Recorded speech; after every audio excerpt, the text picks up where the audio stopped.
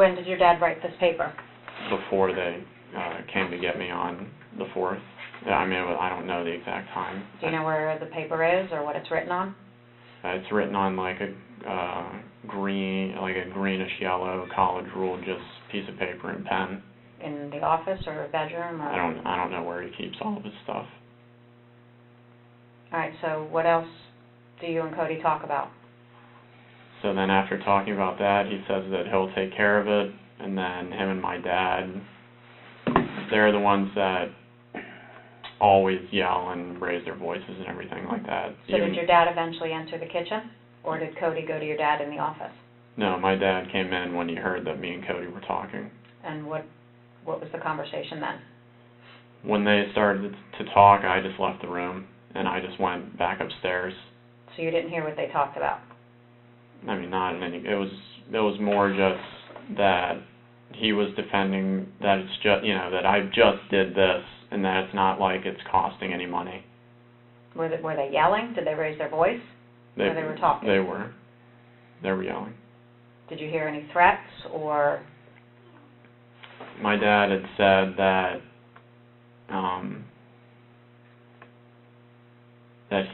that everybody had agreed that if I had done this, that I would have to go.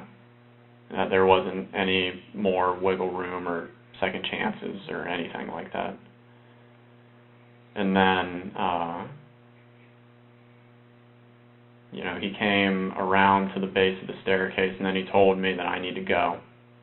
Your father did? Yeah. And then I told him that I was just trying to pick up the last few things that I needed to. There was like a bag of my, like a trash bag of like my clothes that I had still not unpacked from when I got back from Cornerstone, that I just, you know, had to gather and put into my car, you know, all that just random stuff. And then I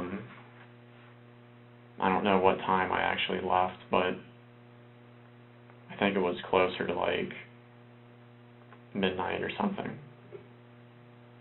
And when you left, where was your mother? When I left, my mom was still just in her office. And where was your dad? Dad and Cody were just yelling inside the kitchen. So when you left, you heard them yelling? Not really yelling anymore, but they were. It was basically just the same exact conversation that had been going on, where there was nothing left, and then Dad looked through some of my things to make sure that I wasn't taking anything that wasn't mine. I think the only thing that he had a problem with was that I had taken like some of my paperwork bills from like the Chapman Law Group, but then since I wasn't the one paying for it, that they would need those, but then I still just ended up keeping it because I figured nothing else was going to like be covered for me or anything. So then after I left, I took the Fort Christmas Road that connected up with 50, and then I was just at the Publix for the rest of the time. The same Publix we talked about earlier on 419. So from about midnight till 7 a.m., like you said, you were at Publix. And then is everything else the truth as far as the job interview and so on and so forth? All the rest of the times were accurate, and when I looked at the site, I only saw a small blurb. So when did you learn that your family was dead? I had been worried since last night when I was just in the hotel, but I knew when you guys told me. I mean, like, I knew when you guys had told me. You already knew, though. But I had... You already said... You knew. At any point, did you feel like you needed to reach out to Cody and see if he was okay, or...? I just didn't want to call anywhere. I just didn't want to know. But you couldn't call? Well, I mean, you had brought up the hotel. Hotel room was there. Phone, but I just phone works there. I didn't even think of to use that.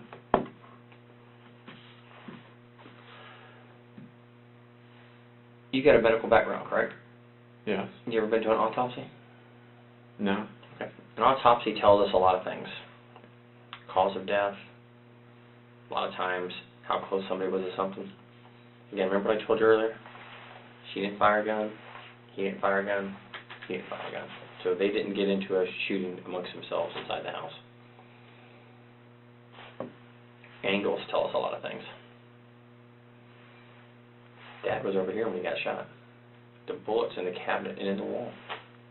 We know that. That's one of those facts we just can't dispute. I see where shell casings are over here. See where shell casings are in here. See where shell casings are there.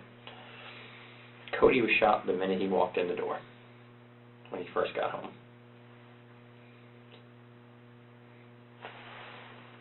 Bullet went through him, from his head to the back of his head, hit the door frame, and impacted into the wall. He never fired. He never fired. She never fired.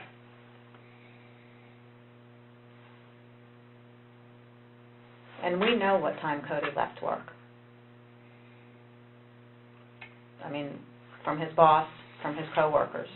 And you got to remember, we've talked to everybody before we talk to you. So we know what time he left work. We know why he told his coworkers and his boss why he left work. And we know what time he got home.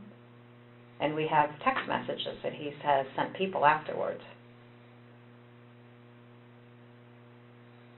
So based on what you're telling us, that he comes home and has this confrontation, talks to you, talks to his dad, you leave about midnight, and he's still there talking to your dad in the kitchen, none of that adds up. Medical examiner can approximate the time of death based on the body. Now's the time, Grant. Now is the time, buddy. I'm just... So I believe this, and this happened while you were still present in the house. And for whatever reason, you don't want to tell us. We understand your father was abusive, and we understand that he was the asshole. And if he threatened you, that he was going to kill you when you came back, you were probably in fear, were you not? So did your brother come home to try and defend you, and then this gunfight happened, and you got so scared that you left? No, I mean, I had left when I had said that I had left. Which time? Around 9 or midnight? No, around the midnight time. Again, we know stuff from the medical examiner office of times. Said this a couple of times. He never fired a gun. He never fired a gun. She never fired a gun. Nobody did. Nobody in the house fired a gun. Fact. We know. I'm going to get DNA off the guns that are on scene and the cartridge casings. And all Any that. reason to believe that your fingerprints or your DNA will be on any of those weapons or the cartridge cases that are on the scene? I mean, not that I can think of. I mean, I know that me and Cody had, you know, like, I mean, we had used each other's guns before in the past, like when we go to the range, but... But you said you had no access to these guns now. Right. I mean, but yeah, I mean, that was a long time ago. So, I mean, there's... So the gun that's still on scene and the gun on your father's waistband, is your DNA or fingerprints going to be on it? Not that I can think of. Let me throw something at you. We pulled financial records from your dad, you, Cody, and your mom. Remember that payment you made? Which one? The payment on that bill you had? The $599.99. I saw that one. Well, guess what got paid right about the same time? What? $33,000 of debt was paid off of his credit card. Same time. Within a very short time of each other. Those things go together. Records show what was happening. Wait, what happened? $33,000 on, I think your dad, it was a USAA credit card. He had $33,000 was paid to pay off that credit card. I just don't know where else to go to get you to come around, because it does not make any logistical sense of what you're telling us. It doesn't. If these two got in a shooting, we would know. We would know they shot each other. We'd know that. But why Mom? Things just got so bad and out of hand like never it's been before in your life. Never been here before in your life or your family's life. He's pissed. His future, his retirement, his plans are being upset by you because of the financial cost. I would almost bet this is just a horrible, bad incident that on any other day wouldn't happen. But you and me both know, as does she, what happened that night. You're coming around, and I really appreciate it, Grant. I do appreciate it. Now you're starting to tell more of the truth. Everybody minimizes when they're in a stressful situation. They do. My boss can start yelling at me and try to minimize the effect of it, thinking about what am I going to do? How do I explain to him what happened legitimately? Not that I want to be a liar, but let me explain to him how legitimately something happened.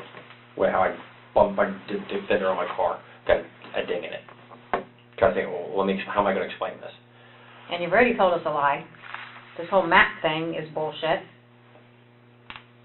So when people start telling little fibs, they add up to big ones. And I told you, just tell the truth. I already know the truth. I know the truth. You can't convince somebody of something they already know the facts of. Walk outside today and you try to tell me it's night, and I know it's noon. I know it's daytime, right? We both agree? Here's the time. Tell me what happened. Tell me what really happened in this very short time to get to where we are right here. I'm telling you 100 times. None of them fired a gun. None of them. A thing called gunshot residue. There's no gunshot residue on anybody's hands. Nobody fired a gun. He didn't shoot him. He didn't shoot him. Neither one of them shot them. I'm telling you. Look at everything. He walked in the door, shot them, and he walked in the door. Because right down here is a bag he carries in. Dropped right there where he opened the door, walked in, and gets shot. There's Dad's lunchbox right there. Dad came home, was probably messing with it right around here. Arguments, whatever's going on, whether there was even an argument. Dad gets shot, and he drops right here.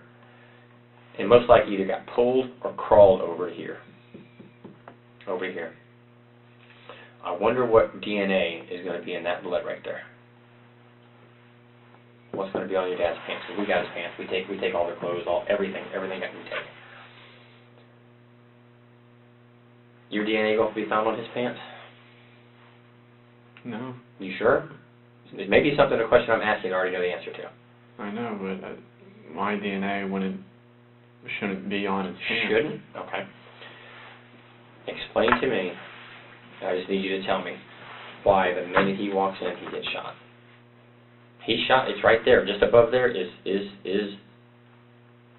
what it is. We got an investigator of the autopsy right now, and the doctor saying, here's what happened, here's where he shot.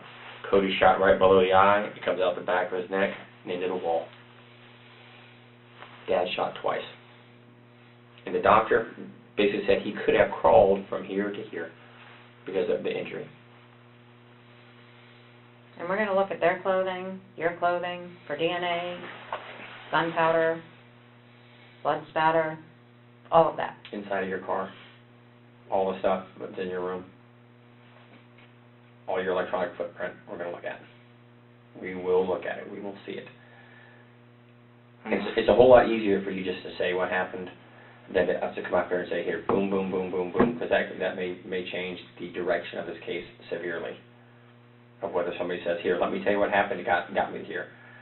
This blew up, he's been threatening me, he's upset at me, I've ruined, his financial success and his plans for retirement with the house. Cody tried to get involved and you wanted to protect Cody. That makes sense. You and Cody are close. I don't have the answer for anything else. Okay. This is the last time before I'm going to walk out and then I'm done. Then I'm done for good. When I'm done, I'm done. They won't let me, hey, can I come back and talk to you? The minute I walk out that door with your story is where you stay at. That's your lot in life.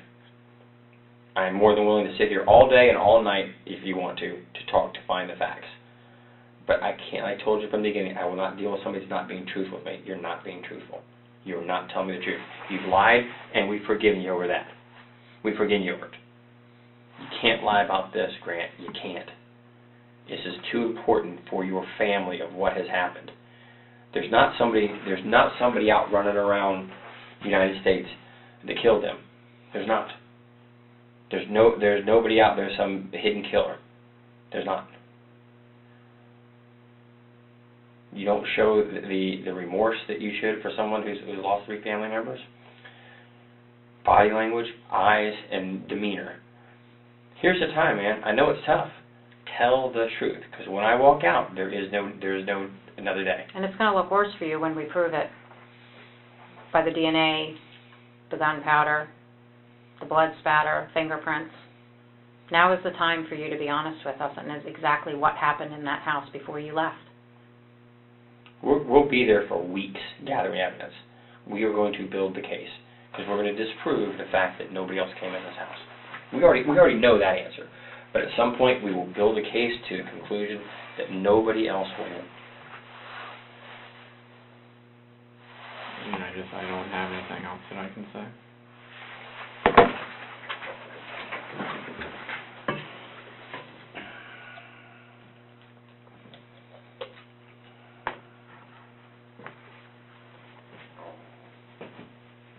My brother even said the same thing of, like,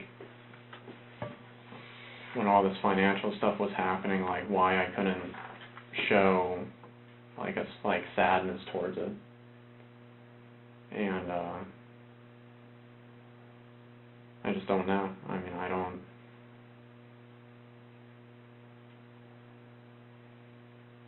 I just don't know what else to say. Do you not feel bad for doing this to your family?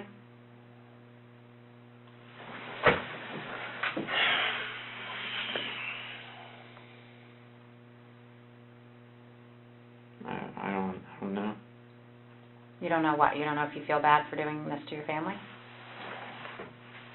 I mean, I've been getting blamed for the last half a year for everything, and I've been trying to move forward into a positive direction. And then every day I'm reminded of all the trouble that I had caused. And then I keep being told the same thing over and over again, but there's nothing that I can do to change it. Do you regret doing this to each one of your family members? I didn't do that to each one of them. Who did?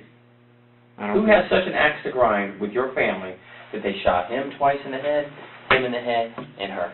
Who has it? Here, you sit in my seat for a minute. Sit in my seat. Get out of it. Here, sit right here. Come here. Sit right here. Get out of that seat. Sit right there for me. Sit on it. Look at it from our side. Look at it from our side. Think of it from the way we look at it. Independent. What are we here for? One thing. The blindfolded ladies with justice. Justice is all we're here for. Justice. Look at it. Who has a motive? Who has a motive to hurt your family? You could say Jason, but we already know where Jason was. I can account for every bit of Jason's activity. Every bit of it. Jason gave a statement. What's the first thing we looked at? Is Jason telling the truth? Can we verify what he told us? And in quick succession, we did. He said I was XXXXS. And yep, he sure was. And we know exactly when Cody left work. And know when Cody got home. And know when Cody stopped answering his phone. And know when bills were paid. And knows when vehicles left. And know when phones tagged hotspots. Know it all. Know every bit of it. Now it's time for you to admit to what you know. Because you're saying, I didn't do something, I don't know something. It's an easy thing to say to yourself, but you can't say it to us. Because facts and evidence don't lie. I've done everything I can do to get to the bottom and the truth. And we're not getting there. But I promise you down at some point, the facts will get there. And then you're going to ask, hey, can I talk to you and tell you what happened? And the answer is no. After we walk out of the room, like I said, it's done. There is not a second chance. There's one time to make a first impression. You heard that one before? This is it. I believe you're not a bad guy. I do. I believe you want to tell us what happened. And there's a reason this got so bad. There's a reason. That's all I'll say.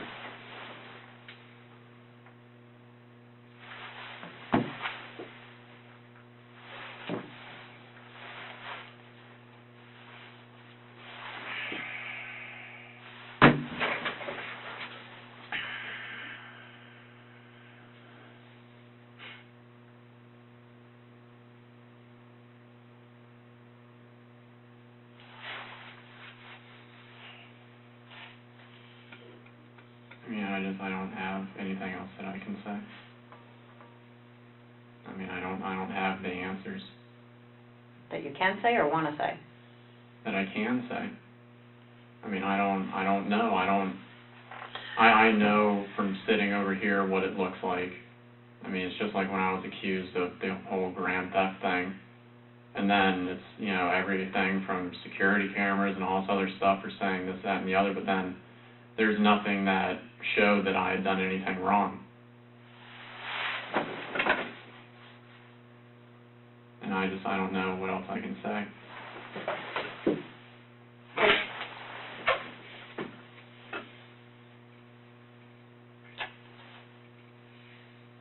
So what they accused you of, you didn't do? The grand theft thing? Mm-hmm. Right.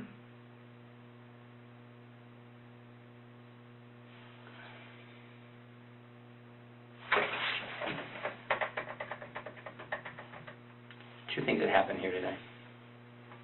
Two things. You're a guy swimming out in the middle of the ocean, and we're going to give you one of two things based on you. You can have a life preserver to keep from drowning, or you get the boat anchor. Which one do you want? Because we will give you whichever one you ask for.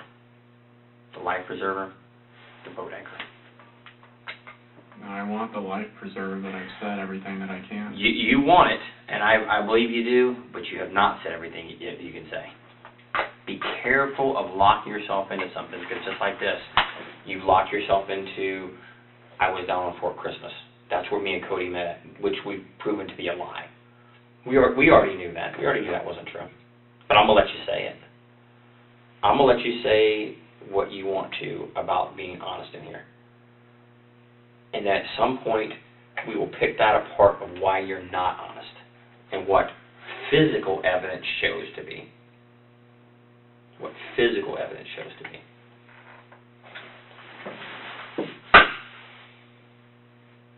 If you want to be honest, this is the time right now to be honest. You see, if I can say what you're saying what you want to say to me right now, just like you wanted me to believe that you were down on Fort Christmas down the road with Cody, that you wanted to. That's what you wanted me to believe. And there's a reason you were being deceptive to me, because it doesn't matter where you met him and had this conversation. If you lie about something small, you lie about something big. You're being deceptive over something that doesn't matter if you met him down the road or not. There's no reason to lie about where you met him at. This is it. Your one chance in the rest of your life to be honest about this right here. You say, I've told you what I can tell you. You told me what you want me to know, just like you told me what you wanted me to know about that, and for Eva to know what you want to know about that. But it's not true. Just like you want to tell me what you want me to know about this. I get this. I get that. I don't get that. I don't get that. I don't get it. I don't. One, I get. I understand. She didn't bully you. She didn't belittle you. She didn't run you into the ground. Nor did he. I don't get it. But this is it. Because you're just about, I've kind of got a number in my mind that I'm going to get up and I'm going to walk out and we'll take our stuff and be on our way, and you're going to go the way you go. But there will be a time where you ask for that life preserver. can't give it to you. I can't. Once I cross a line I gotta step over, can't do it. Won't do it. Think about that. I want to talk to her for a minute. Think about the last life preserver I can give you. Think about it. Take a few minutes just to reflect on it, and then we'll come back to you in a couple of minutes, and then we'll go from there. And what happens is what happens. Fair enough?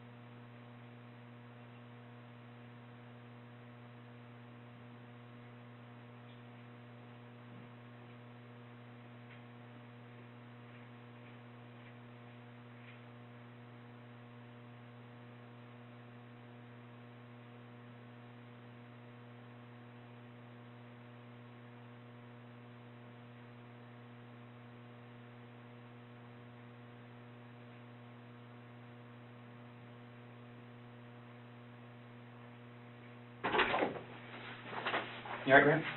Okay. Need some food, some water? You good to stay for a while longer? You okay? I mean, I just don't have anything more that I can say. I don't know what the next...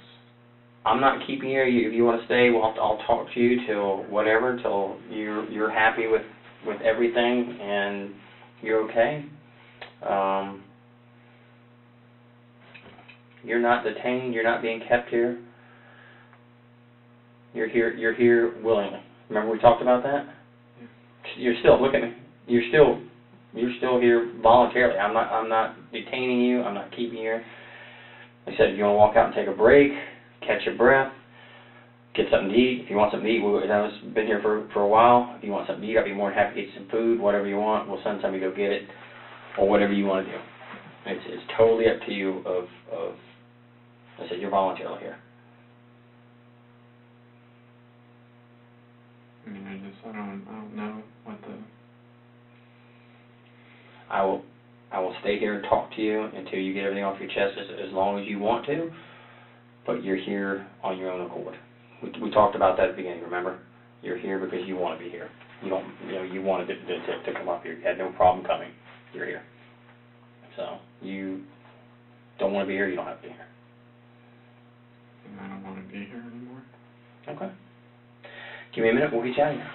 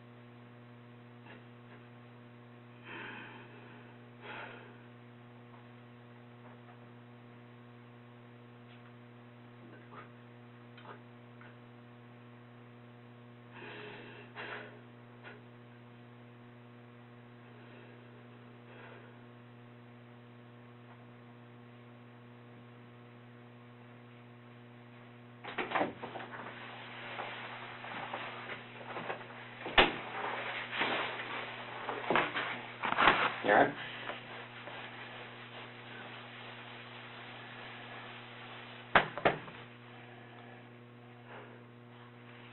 You have somewhere you want to go? You too, we can put you up in a room for the night. I know things are tough for you. I was just going to go back to the hotel. I don't think you're going to be able to get back into that room. But if you want, we can put you up somewhere for the night. I mean, yeah. Where do you want to go? You got somewhere you want to go? I don't know where I can go. Got a certain area you want to go to? A friend? So we don't mind putting you up at a hotel for the night.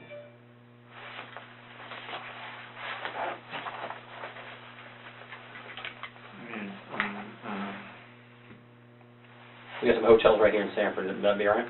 Yeah. Get you in there? Okay. That's fine. What we'll do is we'll get you up somewhere. I'll give you my card, my phone number. If you want to talk to me, you're more than welcome to call me. And we'll move forward from there. Fair enough? Any questions of me before I go? Or before we walk out? I'll be happy to answer any questions you may have. Like, what am I, allowed to do? Live your life. And what, I mean, 'cause that's like I have my, my wallet and all that